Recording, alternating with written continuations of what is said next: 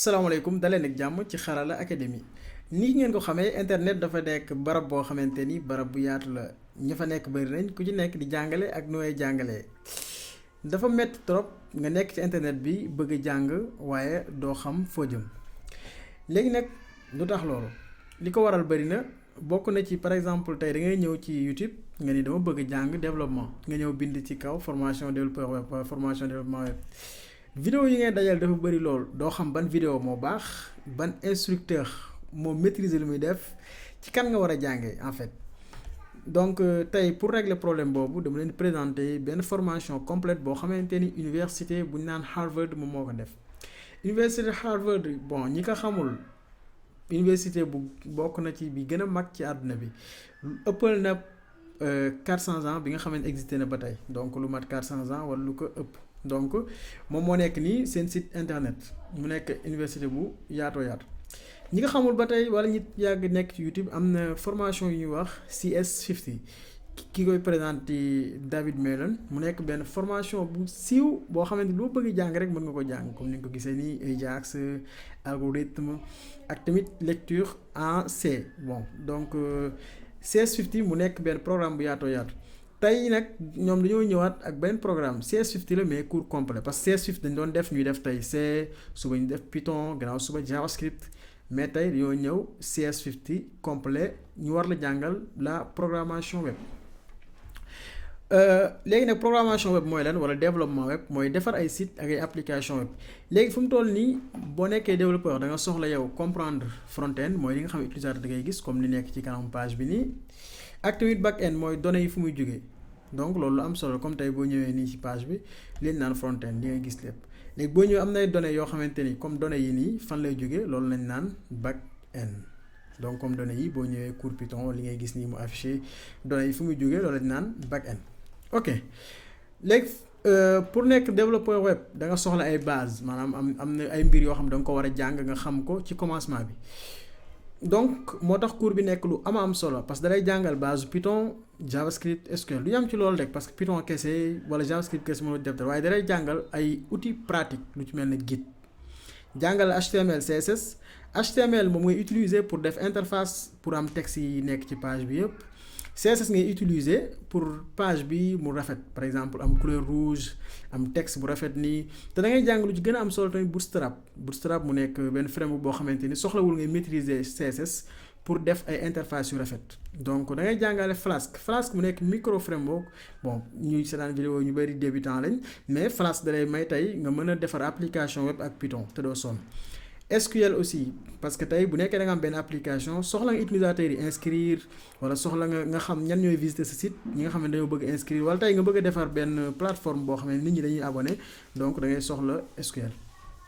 API aussi mu nekk lu siiw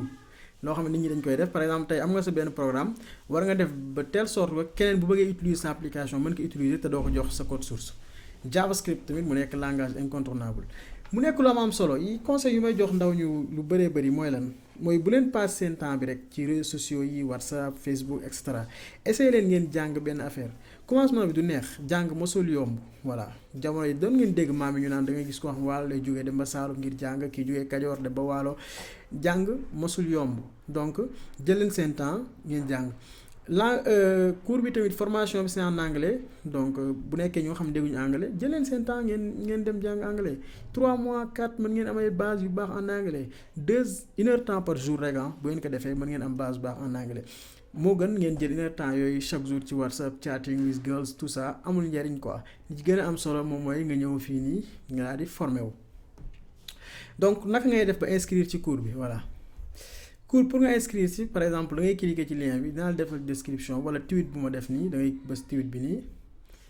léegi da lay ubbil beneen page wala moo nekk nii boo ñëwee fii nga bës tech course on edX. edX aussi plateforme la boo xamante ni bu siiw la foofu mën nga fa jàng lu la neex léegi indi na la edX moo nekk nii mun la already enrolled 769 736 étudiants maanaam lu jagee 1 million étudiants yoo xamante ni ñoom fi mu toll nii inscrire nañ ci cours bi yow looy xaar la mooy sa problème lu tax mënoo inscrire léegi nga bës enroll mooy inscrire quoi boo xam ñoom am nañ français mais yaakaaruma ko léegi da ngay inscrire ak sa compte mën nga ñëw créer fii compte fii nii nga ñëw créer compte bi nga soxla def pays bu nga dëkk yi àdduna bi yëpp la amul Sénégal amul feneen amul beddi compte ci xeet boot di compte ci xeet léegi bu la neexee tamit nga inscrire ak sa ak Google bu nekkee ne am nga compte EDX comme fii da ngay bës sign in man am naa compte pare bon fàtte naa sama mot de passe bi ñoom seen peut-être moo utiliser Google mën na dem bon bu nekkee fàtte ma ko je sais pas donc damay connecté ak sama compte Google léegi connecté wu naa ak sama compte Google léegi nag fii c'est très important ngeen seetaan ko dalay laaj ba xam da nga bëgg am certificat bu nekk da nga ko bëgg am da ngay fay certificat bi moo jar $199 man nag soxlaa ma certificat quoi damay ba suivre sa cours donc man Ousseynou inscrire naa ci cours bi léegi mën naa commencer di jàng étape par étape bu jeex rek ñu jox la beneen te cours yi li ci gën a intéressant mooy day amaale projet cours bu nekk da ngay jàng projet amul ak école yi nga xamante ni tu passes tout ton temps jàng ay théories yoo xamante ni doo ko mos a utiliser wala ngay passer temps bi ci programme yoo xamante ni amul njariñ da nga koy jàng pare doo ci mën a liggéey fii nag ay cours pratique la loo jàng da nga koy mën a pratiquer da nga ciy mën a liggéey gañe ci xaalis ci li nga soxla donc moom moo nekk nii mën nga lire fii tamit mën nga utiliser Google Traduction pour traduire page bi waaye mais vraiment du ma leen conseil ngeen utiliser ay Google Traduction ak ñoom seen quoi lu ma leen di conseil directement moom mooy ngeen jàng anglais ñëw def cours bi c'est très intéressant da nga ci jàng lu bëree gis nga jàngoo ak tout